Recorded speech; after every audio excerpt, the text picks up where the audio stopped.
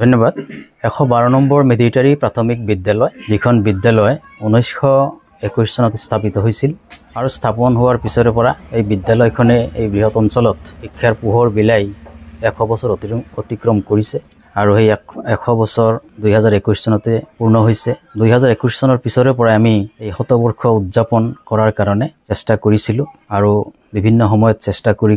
বৰ্তমানে যেটো উদযাপন সমিতি গঠন কৰা হৈছে, এই উদযাপন সমিতিৰ জৰিয়তে এই শতবৰ্ষ অনুষ্ঠান আমি পাতাৰ চূড়ান্ত সিদ্ধান্ত লৈছো আৰু আমাৰ কাৰ্যপন্থা হাতত লৈছো। আমি আগবাঢ়ি গৈ আছো লাহে লাহে। আমাৰ এটা অসুবিধা হৈছিল যে আমি মাজে সময়ে আলোচনাত বহিবৰ কাৰণে এটি কাৰ্যালয় লাগে, যেটো কাৰ্যালয় বজাৰত হলে বেছি ভাল হয়, কাৰণ বজাৰত সদায় মানুহ থাকে। যাৰ কাৰণে যোৱা মিটিঙত আমি এটা সাধাৰণ সভা দিছিলো। সেই মিটিঙত সিদ্ধান্ত হ'ল যে মিলিটাৰী বজাৰত এটি শাখা কাৰ্যালয় এই উদযাপন সমিতিৰ কাৰণে স্থাপন কৰা হ'ব। মুখ্য কাৰ্যালয় তাতেই থাকিব, স্কুলখনতে থাকিব। ইয়াত আমি সদায় আলোচনাত বহিব পাৰিম। সেই উদ্দেশ্য লৈ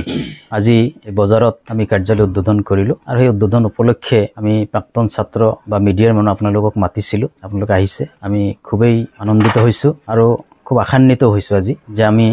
আমাৰ এই কাৰ্যালয়ৰ পৰা আমাৰ যাত্ৰা অব্যাহত ৰাখিম আৰু আমি সফলতাৰ ফালে পূৰ্ণ গতিত আগবাঢ়ি যাম। 2025 চনৰ ডিসেম্বৰ মাহৰ 24, 25, 26, 27, 28 এই 5 দিনৰ কাৰণে আমি কাৰ্যসূচী যুগুত কৰিম। এইটো সিদ্ধান্ত আমি লৈ থৈছো। প্ৰধান কিন্তু উদ্যোক্তা আছিল আমাৰ স্কুলখনৰ ওচৰত এটা NGO আছে। এই NGOৰ সদস্যসকলে বেছি আগভাগ লৈছিল যে আমাৰ এই উৎসৱ পাতিবই লাগে আৰু তেওঁলোকৰ উৎসাহ দেখি আমি আশান্বিত হৈ আমি সাধাৰণ সভাৰ জৰিয়তে এই উদযাপন সমিতি গঠন কৰিছিলো। আমি এতিয়াৰ পৰা ভাবিছো যে আমি প্ৰথমতে এই অঞ্চলৰ বিশেষকৈ মেইনলি দুখন গাঁও, মিলিটাৰী আৰু গাগলমাৰী, এই দুখন গাঁৱৰে বেছি সংখ্যক ল'ৰা ছোৱালী স্কুলত পঢ়িছে আৰু অন্য গাঁৱৰ পৰা কিছু আহিছে। আমি প্ৰতিখন ঘৰত সোমাই যাম, কাৰণ প্ৰত্যেক ঘৰতে কম বেছি এজন বা দুজন, তিনিজন, চাৰিজন, পাঁচজন বা কমপক্ষে এজন থাকিবও পাৰে। এজনো ছাত্ৰ ছাত্ৰী নোহোৱা ঘৰ কিজানি নোলাব। গতিকে আমি প্ৰতি ঘৰত যাম। প্ৰতি ঘৰত গৈ আমি মিনিমাম এটা কণ্ট্ৰিবিউশ্যন কৰিছো, সকলোৱে যাতে দিব পাৰে। আৰু বাকী যিসকল সচ্ছল বা চাকৰি বাকৰি কৰি আছে বা ভাল ব্যৱসায় কৰি আছে বা আৰ্থিক দিশত যথেষ্ট উন্নত আৰু প্ৰাক্তন ছাত্ৰ আছিল বা ছাত্ৰী আছিল, তেওঁলোকৰ পৰা আমি অলপ বেছি এটা কণ্ট্ৰিবিউশ্যন বিচাৰিম, তেওঁলোকে কিমান দিব পাৰে। আৰু এই অঞ্চলৰ যিসকল মানুহ আছে, স্কুলত পঢ়া নাই কিন্তু তেওঁলোকৰ অৱদান আছে, স্কুলখনৰ লগত তেওঁলোক জড়িত, তেওঁলোকৰ আৰ্থিক দিশো ভাল, তেনেকুৱা ধৰণৰ মানুহৰ ওচৰলৈ আমি যাম এই অঞ্চলৰ। আৰু বিভিন্ন জ্ঞানী গুণী বুদ্ধিজীৱীক আমি মাতি আমি যে অসমীয়া মাধ্যমৰ বিদ্যালয় স্থাপন কৰি ইমান বছৰ ধৰি অসমীয়া মাধ্যমত আমাৰ ল'ৰা ছোৱালীক আমাৰ অভিভাৱকসকলে পঢ়াইছিল, আমি পঢ়াইছোঁ বা এতিয়াও পঢ়ি আছে বহুতেই, এই কথাবোৰ আমি আলোচনা কৰিম। আৰু খিলঞ্জীয়া যিসকল বুদ্ধিজীৱী আছে তেওঁলোককো আমি মাতিম আৰু আমি তেওঁলোকক দেখুৱাই দিম যে আমাৰ সম্পৰ্কে মানুহৰ যি ভুল ধাৰণা আছে, আমাক তাচ্ছিল্য কৰে, তুচ্ছ কৰে, বহু ধৰণৰ কথা, অপমানজনক কথা আমাক যিসকলে কয়, তেওঁলোকেই প্ৰচাৰ কৰিব ইয়াৰ পৰা গৈ যে নহয়, আচলতে তেওঁলোক তুচ্ছ তাচ্ছিল্যৰ পাত্ৰ নহয়, তেওঁলোক সঁচা অৰ্থত হাৰে হিমজিয়ে অসমীয়া ভাষা গ্ৰহণ কৰি অসমীয়া ভাষাৰ তেওঁলোক ৰক্ষাকৰ্তা, এই কথাটো তেওঁলোকেই প্ৰচাৰ কৰিব। প্ৰত্যেক দিনাই আমাৰ মঞ্চৰ কাৰ্যসূচী ৰাতি থাকিব, দিনতো থাকিব।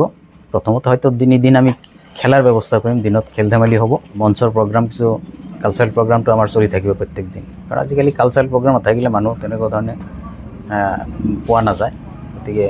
আমি কালচাৰেল প্ৰগ্ৰাম ৰাখিম আৰু ছাত্ৰ ছাত্ৰীসকলৰ বয়স অনুযায়ী আমি পাৰিলে কেটাগৰী কৰিম যে তেওঁলোকৰ কাৰণে বিভিন্ন প্ৰতিযোগিতা পতা হ'ব। মানে খেল ধেমালিতো শাৰীৰিক দিশৰ প্ৰতিযোগিতা, বৌদ্ধিক দিশৰ প্ৰতিযোগিতা আমি পাতিম আৰু আমাৰ ল'ৰা ছোৱালীক উৎসাহিত কৰাৰ কাৰণে আমি চেষ্টা কৰিম। মানে শৈক্ষিক দিশত যাতে আৰু বেছি গতি আহে, এই অঞ্চলত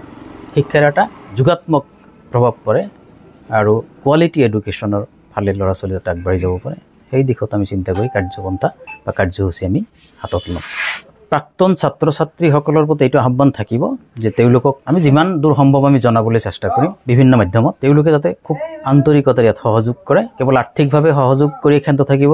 এইটো আমি নিবিচাৰোঁ। আমি বিচাৰোঁ যে তেওঁলোকে ইয়াত সক্ৰিয়ভাৱে অংশগ্ৰহণ কৰক, ইয়াৰ এই কাৰ্যসূচীৰ অবিচ্ছেদ্য অংগ তেওঁলোক হৈ পৰক, এইটো আমি বিচাৰিম। কণকৰ ল'ৰা ছোৱালীৰ প্ৰতিভা বিকাশ সংক্ৰান্তীয় কিছু কাৰ্যসূচী নাৰাখিলে এই ল'ৰা ছোৱালীবোৰে কেনেকৈ উৎসাহিত হ'ব। গতিকে নিশ্চয় তেওঁলোকৰ কাৰণে আমি কাৰ্যসূচী তেনেকুৱা ধৰণে ৰাখিব লাগিব। এইটোতো অসম কণ্ঠ উপাধি ইতিমধ্যে পাই গৈছে আৰু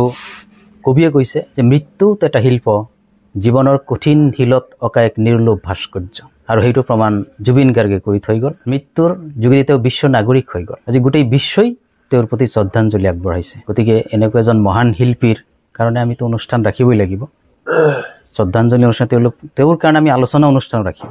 জুবিন গাৰ্গৰ গীতৰ প্ৰতিযোগিতা সেইটো ডেফিনেটলি থাকিব প্ৰথমতে আপোনালোক সাংবাদিক বন্ধু আপোনালোকক আন্তৰিক ধন্যবাদ আৰু কৃতজ্ঞতা জনাইছোঁ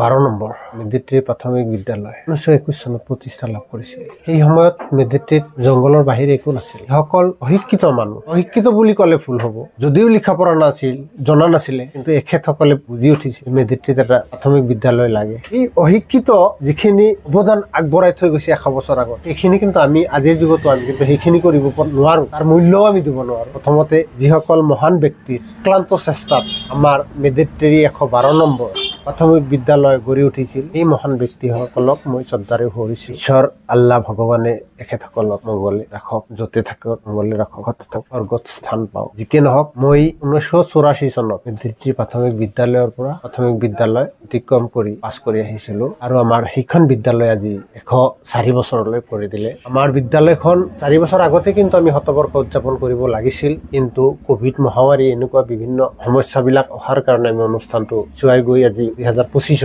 শতবাৰ্ষিকী অনুষ্ঠান উদযাপন কৰাৰ কাৰণে সমিতিয়ে সিদ্ধান্ত গ্ৰহণ কৰিছে আমাৰ এই শতবাৰ্ষিকী অনুষ্ঠান ডিচেম্বৰ মাহৰ 24 তাৰিখৰ পৰা 28 তাৰিখলৈকে 5 দিনীয়া কাৰ্যসূচী বৰ্ণাঢ্যভাৱে আমি অনুষ্ঠিত কৰিম সিদ্ধান্ত গ্ৰহণ কৰিছোঁ আৰু সমিতিয়ে মোক এই শতবাৰ্ষিকী অনুষ্ঠানৰ কাৰ্যকৰী সাধাৰণ সম্পাদক হিচাপে মোক নিৰ্বাচিত কৰিছে তাইৰ আশীৰ্বাদ লৈ এই অনুষ্ঠানটো যাতে সুস্থিৰভাৱে সুন্দৰভাৱে আমি পাৰ কৰিব পাৰোঁ আৰু আটাইবোৰ প্ৰাক্তন ছাত্ৰ ছাত্ৰীসকলক মই আহ্বান জনাম ইয়াৰ জৰিয়তে আহ্বান জনাম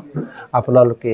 যিজন য'ত এনেকৈ আছে আপোনালোকে সুখত থাকক কিন্তু আপোনালোকে আমাৰ এই যিটো গৌৰৱ আমি শুনিছোঁ ইয়াৰ পৰা 5 কিলোমিটাৰ দূৰৰ পৰা অহা মানুহ আমাৰ এইখন বিদ্যালয়তে আগতে লাভ কৰিছে সেইসকল ব্যক্তি কিন্তু আজি আমাৰ মাজত নাই এই গোটেই অঞ্চলৰ মাজত মাত্ৰ আমাৰ এইখন বিদ্যালয় আছিল যাৰ কাৰণে গৌৰৱ আটাইবোৰ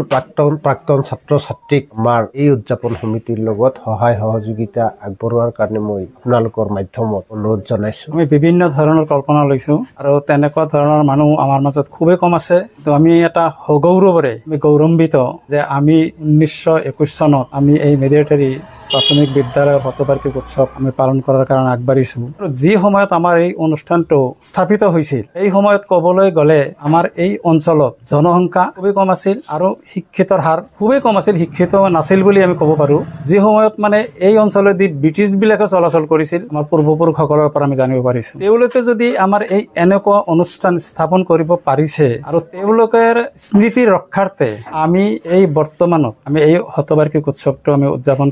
কৰাৰ কাৰণে আমি সক্ষম হ'ম বুলি আমাৰ বিশ্বাস আছে আমি কৰিম আৰু 70 ইয়াৰ্ছৰ ঊৰ্ধত মানুহ খুব কমেই আছে কিন্তু এই অনুষ্ঠানত যিসকলে লিখা পঢ়া কৰিছে আমাৰ দেখা মতে খুবেই কম আছিল আমাৰ শিক্ষক মাননীয় স্বামী ছাৰ আমাৰ এই উদযাপন সমিতিৰ সভাপতিৰ দেউতাক তেখেতেও আমাৰ এই অনুষ্ঠানত এই লিখা পঢ়া কৰিছিল জানিব পাৰিছোঁ আৰু বাকী আমাৰ নলেজত সিমান নাই বা আটাইয়ে হয়তো মৃত্যুবৰণ কৰিছে যিসকলে তেনেকুৱাকৈ আছে আমি তেওঁলোকক যেনেকৈ পাৰোঁ আমি আমাৰ এই উদযাপন সমিতিত যথা সময়ত আমি নিমন্ত্ৰণৰে উপস্থিত কৰাৰ কাৰণে আমি চেষ্টা কৰিম এই আমাৰ 5 দিনীয়া কাৰ্যসূচীৰ সাংস্কৃতিক অনুষ্ঠানৰ ৰূপৰেখা আমি বনাই আছোঁ অসমৰ ভিতৰত এটা বাচকবনীয়া সাংস্কৃতিক অনুষ্ঠান হ'ব ইয়াত আমাৰ 100 বছৰীয়া ঐতিহ্য পৰম্পৰা যিখিনি আছে সেইখিনি আমি তুলি ধৰাৰ কাৰণে প্ৰয়াস কৰিম গতিকে আমাৰ 100 বছৰীয়া যি ইতিহাস আছে এই অঞ্চলত এই ইতিহাসটো আমি সাংস্কৃতিক কাৰ্যসূচীৰ যোগেদি তুলি ধৰিব বিচাৰিম জুবিন গাৰ্গ ভূপেন হাজৰিকা অসমৰ নমস্য ব্যক্তি ভূপেন হাজৰিকা সুধাকণ্ঠ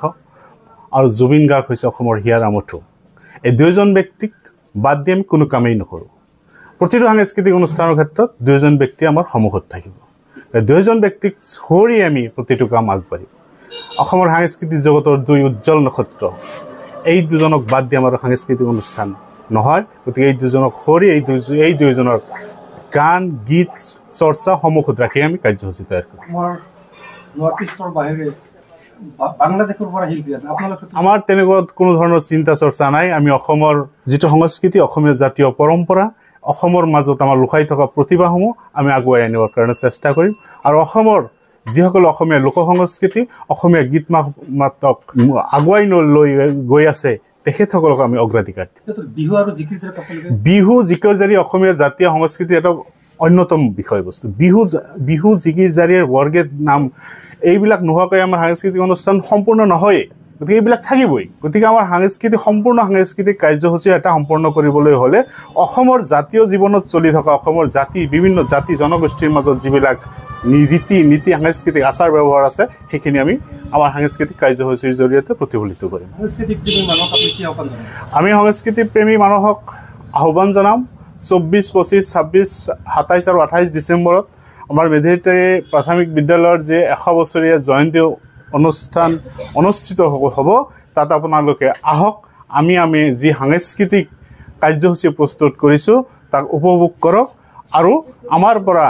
আমাৰ এই 100 বছৰীয়া বিদ্যালয়ৰ যি জয়ন্তীৰ সাংস্কৃতিক অনুষ্ঠান এইটো ৰাইজৰ মাজত আপোনালোকে লৈ যাওক মোৰ পৰিচয় মই হাফিজুৰ ৰহমান মই উদযাপন সমিতিৰ সাংস্কৃতিক সম্পাদক আৰু মই এই আপোনালোকৰ চেগতে আমাৰ প্ৰাক্তন ছাত্ৰ ছাত্ৰীসকলক এটা আহ্বান জনাব খুজিছোঁ যে আপোনালোকে এইখন বিদ্যালয়ত অধ্যয়ন কৰি আক্ষৰিক জ্ঞান লাভ কৰিছে তাৰ পিছত আপোনালোকে বিভিন্ন কৰ্মক্ষেত্ৰত নিয়োজিত হৈ আছে বিদ্যালয়খন 100 বছৰ পাৰ কৰিছে বিদ্যালয়খনে এতিয়া আপোনালোকক বিচাৰিছে গতিকে সকলো প্ৰাক্তন ছাত্ৰ ছাত্ৰীক আমি আহ্বান জনাইছোঁ বিদ্যালয়খনক আপোনালোকৰ প্ৰয়োজন হৈছে বিদ্যালয়ে আপোনালোকক মাতিছে আপোনালোকে সকলোৱে আগুৱাই আহি 100 বছৰীয়া যিটো জয়ন্তী এইটো সহযোগ কৰি সফলভাৱে সমাপন কৰি আপোনালোকে আকৌ নিজৰ ঠাইলৈ গুচি যাওক বিদ্যালয়ে আপোনালোকক আহ্বান কৰিছে প্ৰশাসনিক এছপাৰ ল আমাৰ যিখিনি আইনসংগতভাৱে যিখিনি আমাৰ প্ৰশাসনিক কাম কৰিব লাগে সেইখিনি কৰিম এতিয়া আমি প্ৰশাসনৰ লগত আমি সদায় আছোঁ